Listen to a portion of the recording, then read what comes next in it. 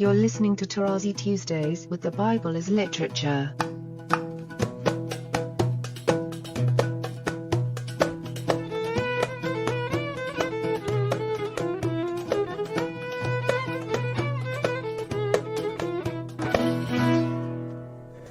Hi, this is Father Mark Boulos, and you are listening to Tarazi Tuesdays with the Bible as Literature podcast. In this week's episode, Father Paul explains Hebron's significance in Genesis chapter 23 as the place of fraternity when human beings return to the adamah. I am delighted to introduce Father Paul on the Bible as Literature podcast, Tarazi Tuesdays. Okay, very early in Genesis 13:18, Abram moved his tent and came and dwelt by the oaks of Mamre, which are at Hebron, and there he built an altar to the Lord.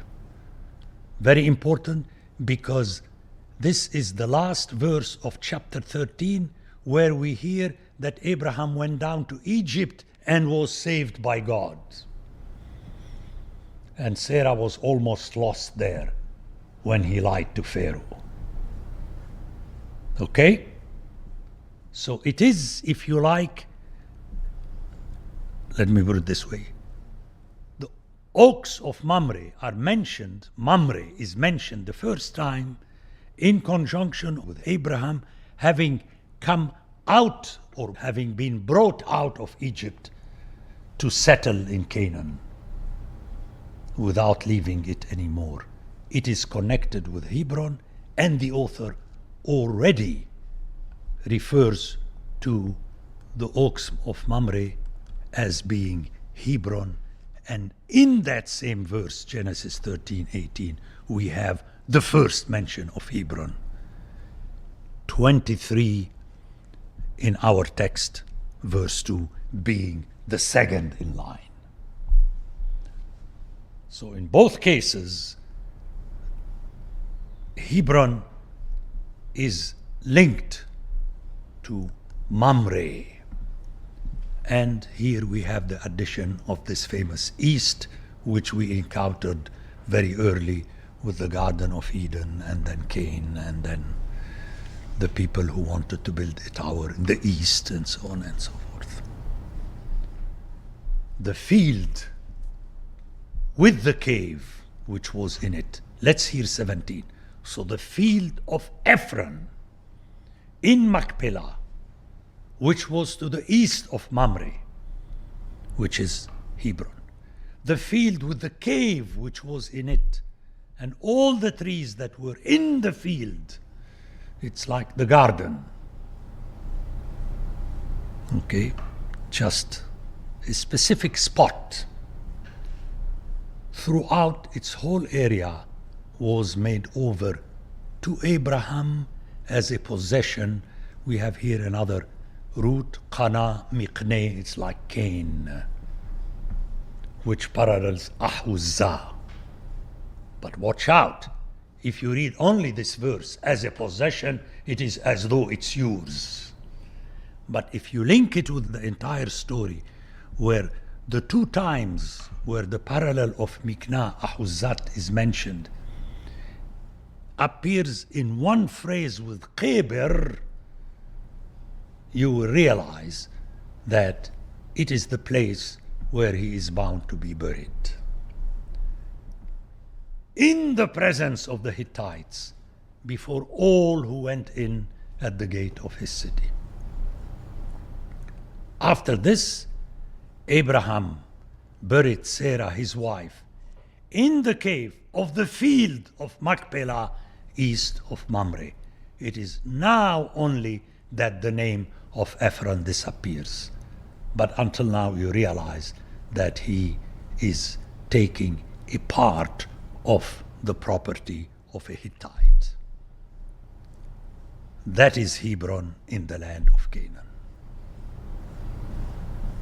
Okay, so Hebron is interesting because it's the place of fraternity whenever we all go back to the adamah. and not so much while you are living. It's a very impressive text. And it becomes even more important when you hear Jacob, who asked his son Joseph that should he die in Egypt, that he would be taken up to be buried in the land, and the bones of Joseph are carried together with the Ark of Covenant so that he could be buried. And this is mentioned at the end of the book of Joshua. It's very impressive. Notice that they become one in the adamah, in death, when you're buried.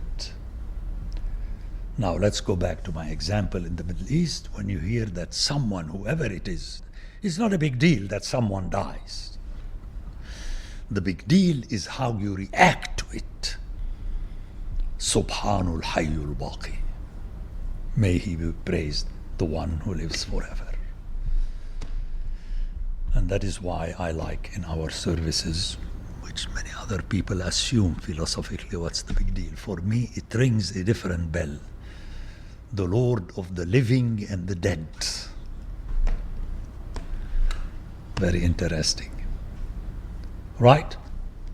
You're paying at the funeral, and actually in this case, you are adding the living. Because the service is about the dead. But you're saying to everybody, trust me, it doesn't make any difference. Okay? You can drop dead while you are leaving. Okay? Remember the wife of Lot and so on. Very impressive. And here, really, you have to be Middle Eastern that grew up in the 50s in the Middle East, as the author of this podcast, Father Paul Tarazi, was. Otherwise, you'll never be able to comprehend it. And you hearers, in order to get it, you have to be baptized in the scriptural lingo. You can't comprehend, you can't encompass. Notice the Greek verb, katalambano. To understand something, in other words, you have to embrace it. And unless you embrace chapter 23 and you pass the final with me, and I will let you pass at the end of the semester in what you tell me about 23, which most probably I shall not do, then I can say that you got the message.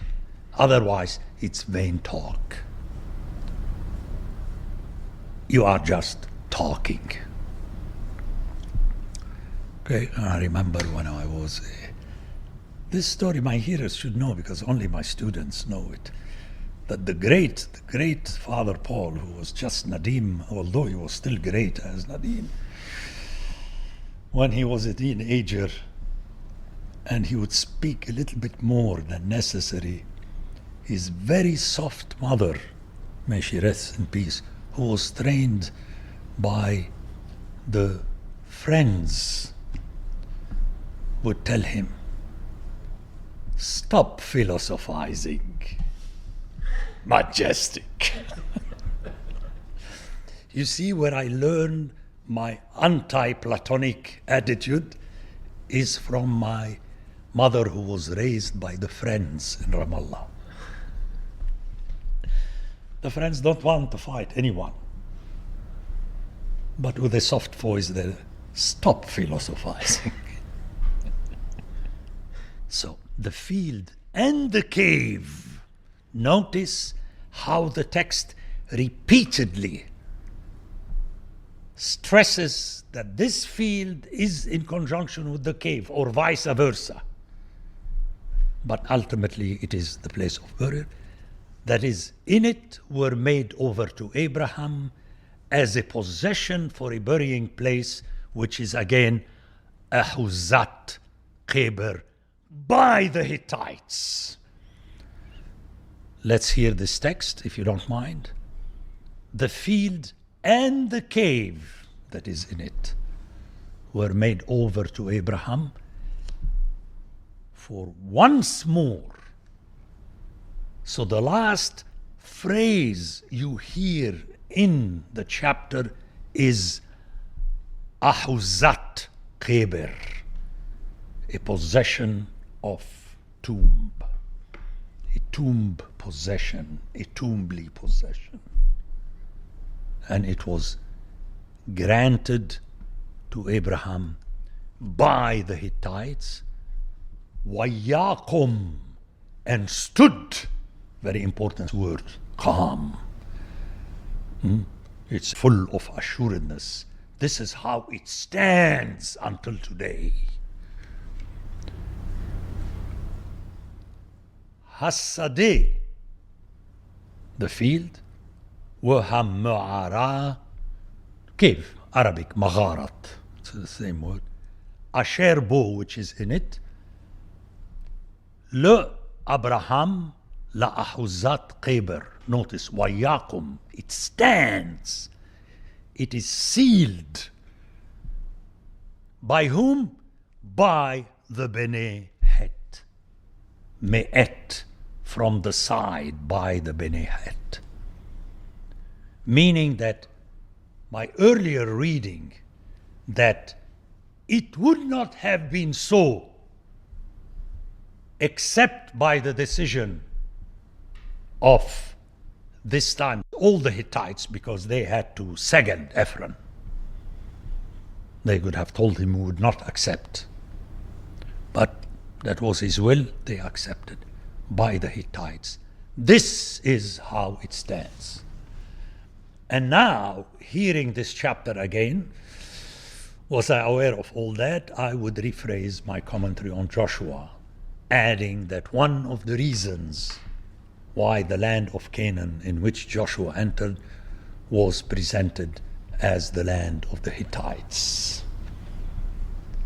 It makes sense, but again, I have to thank both of you for allowing me to continue my work, and hopefully my hearers will notice that really, now and then at least, I'm adding new info and new food for thought for us to realize what is going on.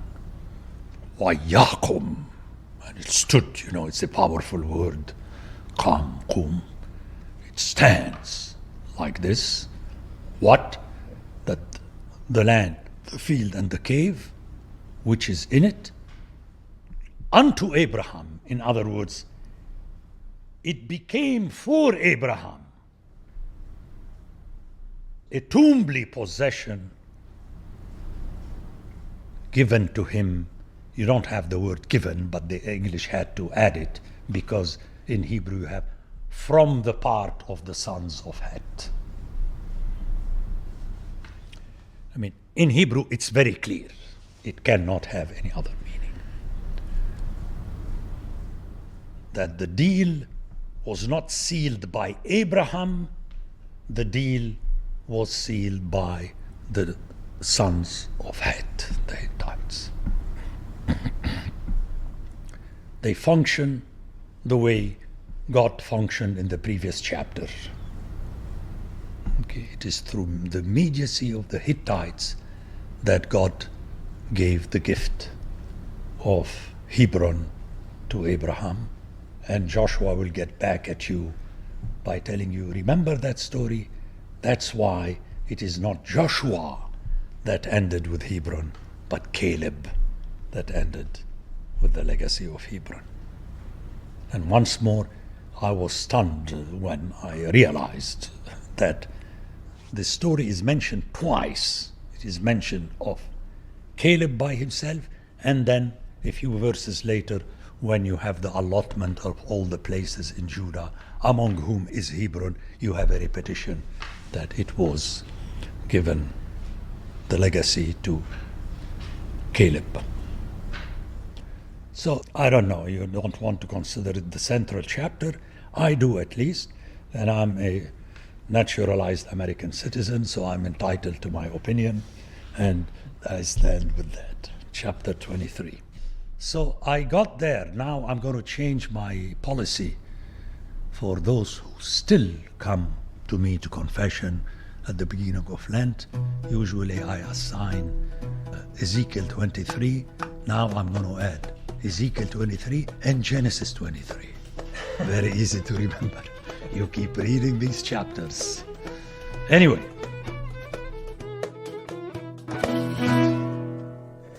The Bible as Literature is a production of the Ephesus School Network.